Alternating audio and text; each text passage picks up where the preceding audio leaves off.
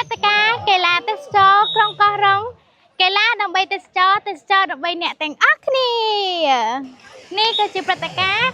ការវាយបាល់ទះលើឆ្នេរខ្សាច់ចាប់ផ្ដើមពីថ្ងៃនេះទៅរហូតដល់ថ្ងៃចុងបញ្ចប់តែម្ដងឥឡូវកំពុងតែរកគូបដិបកហើយស្វាគមន៍មកកាន់កោះរ៉ុងអ្នកកោះរ៉ុងអាចខ្វះបានកោះរ៉ុង The Land of Smile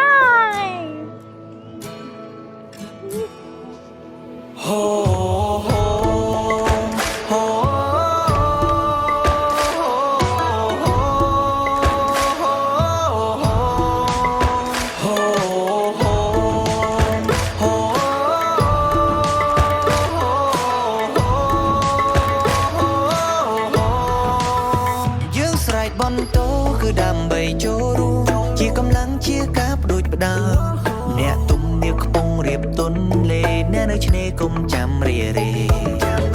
ថ្ងៃនេះជាគំរូថ្ងៃស្អែកជាចំណែកជាសរសៃសសសាវតាខ្មែរបានល្បីល្អ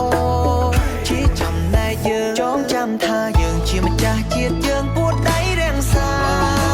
ខ្ញុំនាងលោកនាងអស្ចារ្យ